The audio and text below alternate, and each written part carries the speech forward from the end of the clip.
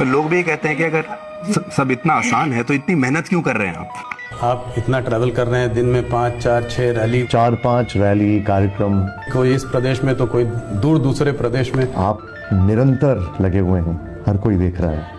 तो इस सब में आप फिट कैसे रहते हैं? इतनी ऊर्जा आप कहाँ से लेकर आते हैं? प्रधानमंत्री जी, आप इतनी मेहनत करते हैं, इतना काम करते हैं, आप वाकई थकते क्यों नहीं है? पूछता है Bharat, nation wants to know, आप इतने रिलैक्स्ड कैसे रहते हैं? और क्या इसके लिए ऊपर वाला शक्ति भी और ज्यादा दे देता है क्या? मोदी जी, वो कुछ पाकिस्तान से वीडियोस भी आते हैं, वो कह रहे हैं कि मोदी वहाँ भी प्रधानमंत्री बन जाए। पहले जब तक माँ जिंदा थी मुझे लगता था कि शायद बायोलॉजिकली मुझे जन्म दिया गया है।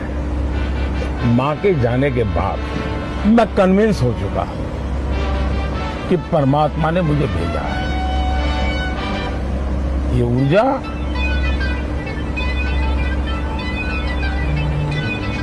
बायोलॉजिकल शरीर से नहीं मिली है। मैंने ये कहा कि आरएसएस कोई दखल नहीं देता, लेकिन ये भी तो झूठ है।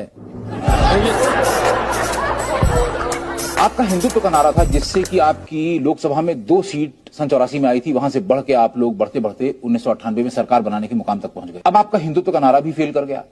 इस इलेक्शन में आपने फिर एक इलेक्शन गिमिक के तौर पे वंदे मातरम और सरस्वती वंदना की बात करी, लेकिन लोग समझ गए कि ये सिर्फ वोट लेने के लिए इलेक्शन टाइम पे एक सेंटिमेंटल इशू को उठाते हैं। हिंदुत्व ये भारतीय जनता पार्टी का कभी चुनावी नारा नहीं रहा है। हिंदुत्व ये हमारे लिए आर्टिकल ऑफ फेथ है। आपका आर्टिकल ऑफ फेथ है हिंदुत्व। तो ऐसा क्यों होता है कि जब इलेक्शन आता है तभी आपकी फेथ एकाएक उजागर हो जाती है?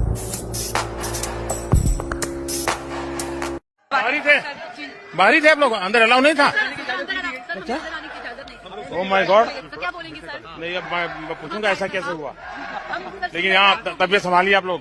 एक वक्त था जब पत्रकारिता को चौथा स्तंभ कहा जाता था। आज वही पत्रकारिता बिक गई, सत्ता की गोद में बैठ गई।